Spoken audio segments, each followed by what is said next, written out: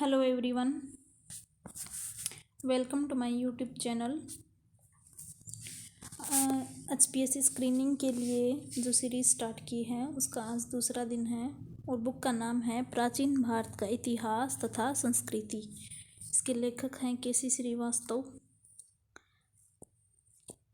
आज हम कांस्य काल, हड़प्पा एवं सिंधु घाटी की सभ्यता से स्टार्ट करते हैं।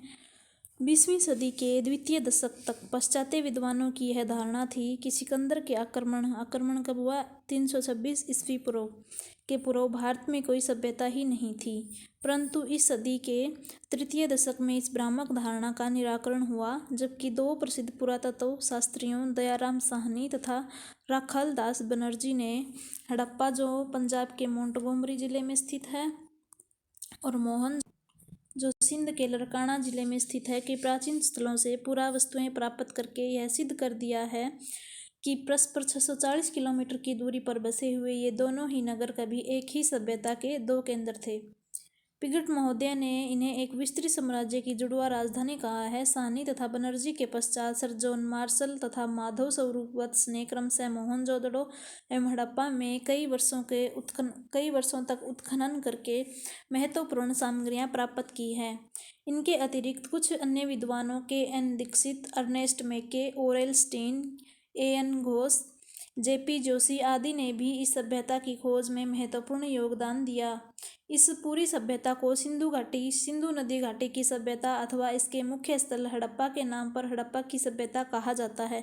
कुछ विद्वानों का विचार है कि चूंकि इस सभ्यता का विस्तार सिंधु घाटी के बाहर बहुत बड़े क्षेत्र में था, अतः इसका नामकरण सिंधु घाटी के जो प्रथम स्थल है उसके नाम पर हड़प्पा सभ्यता कहना अधिक उपयुक्त होगा। इस सभ्यता के प्रकाश में आने से भारतीय इतिहास की प्राचीनता बढ़ जाती है और अब इस विश्वास के लिए कारण है कि भारत देश भी मेसोपोटामिया तथा मिस्र की सभ्यताओं के साथ ही अपनी एक स्वतंत्र सभ्यता का विकास कर रहा था, जो उनकी समकालीन होते हुए भी अनेक अर्थों से उनसे बढ़कर थी।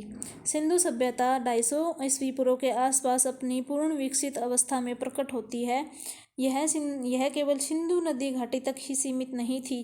पाकिस्तान के बलूचिस्तान, सिंध, पंजाब के प्रांतों में सिंधु सभ्यता के कई पुरास्थलों की खोज की गई है। दक्षिण बलूचिस्तान में सुतका-गेंडोर, सोतकागो तथा बालाकोट प्रसिद्ध पुरास्थल हैं।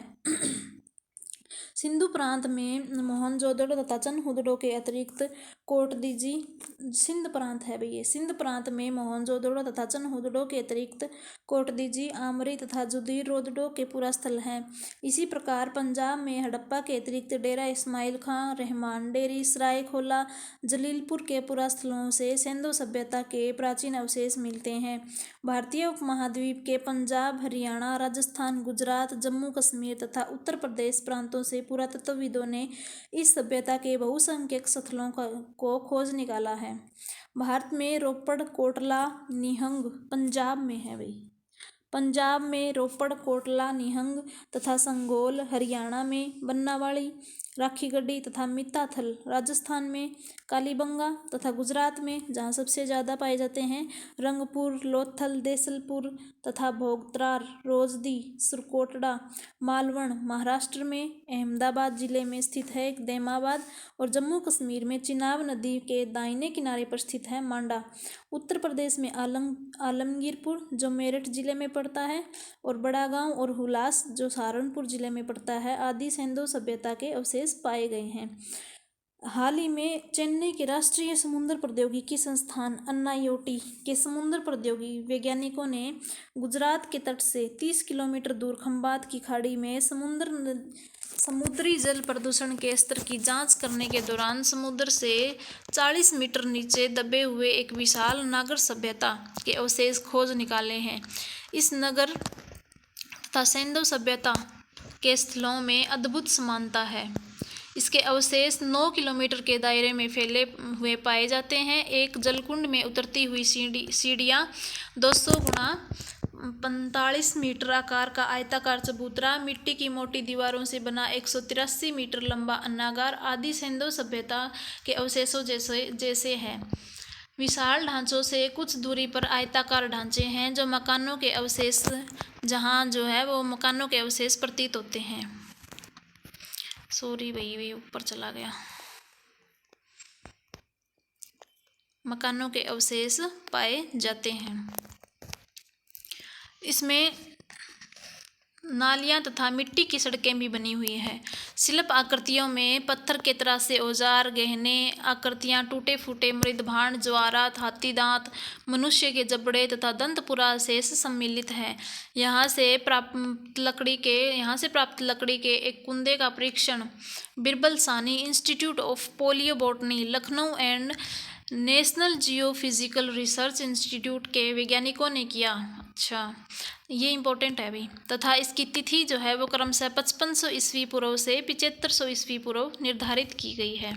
इस क्रांतिकारी खोज ने यह सिद्ध कर दिया है कि विश्व की प्राचीनतम नागर सभ्यता भारतीय भूभाग में ही फली फूली तथा सभ्यता के प्राचीनतम ज्ञात निशान 2000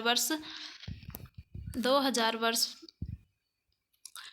पीछे जा सकते हैं। यदि खंबात से प्राप्त पुरावशेषों की जांच गहनता से की जाए तो यह एक रोमांचक खोज बन जाएगी।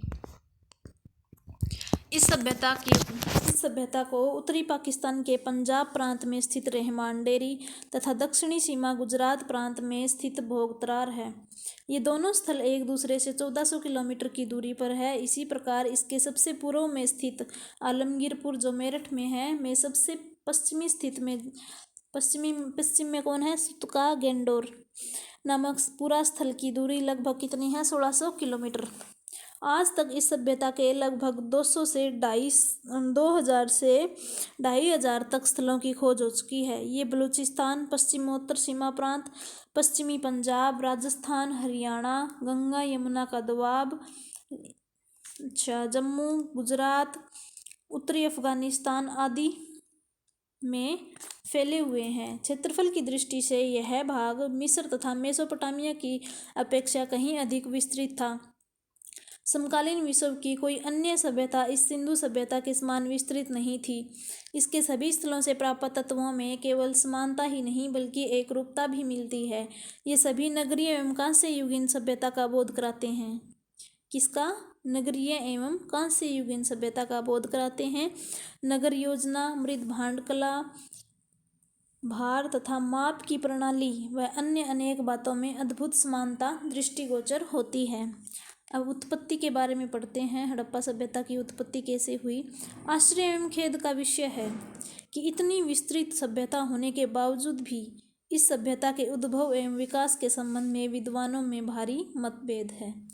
अभी तक की खोजों से इस प्रश्न पर कोई भी प्रकाश नहीं पड़ सका है। कारण यह है कि इस सभ्यता के अवशेष जहाँ कहीं भी मिले हैं अपनी पूर्ण अविकसित अवस्था में ही मिले हैं। ठीक है। Sir John Marshall, Gordon Childe, sir Mortimer wheeler,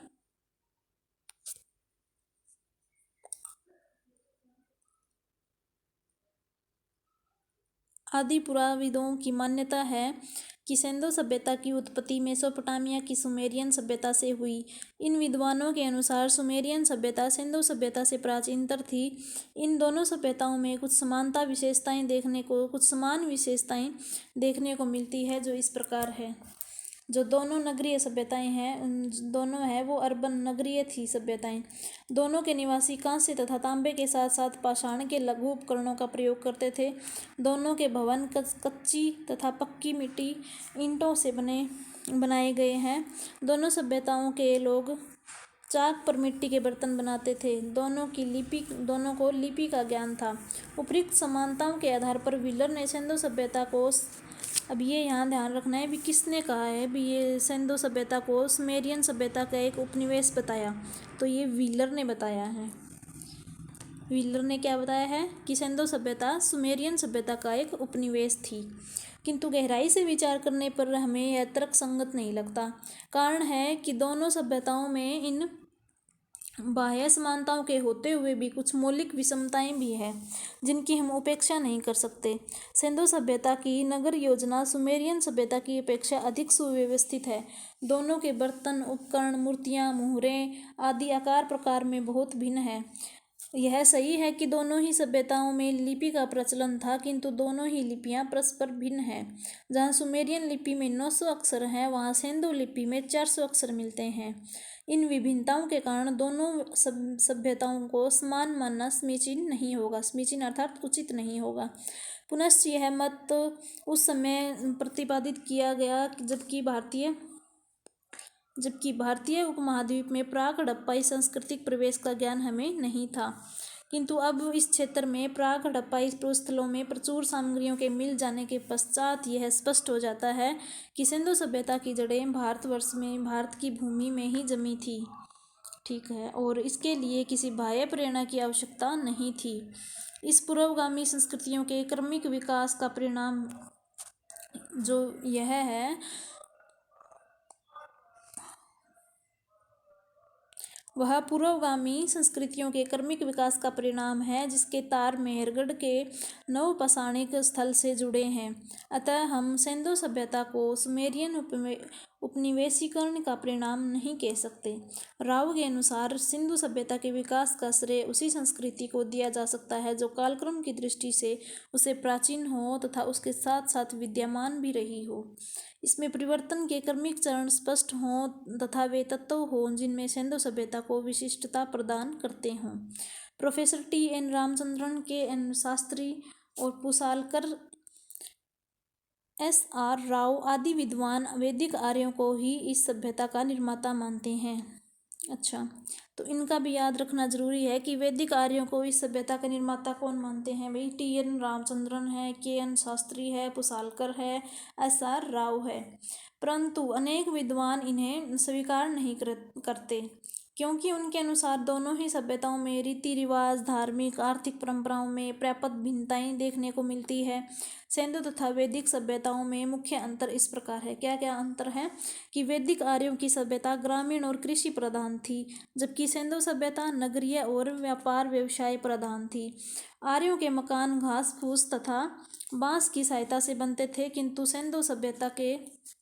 Sindhu लोग इसके लिए पक्की ईंटों का प्रयोग करते थे। आज के लिए इतना ही भाई, बाकी का हम कल पढ़ेंगे। अगर अच्छी लगे तो लाइक, कमेंट एंड सब्सक्राइब।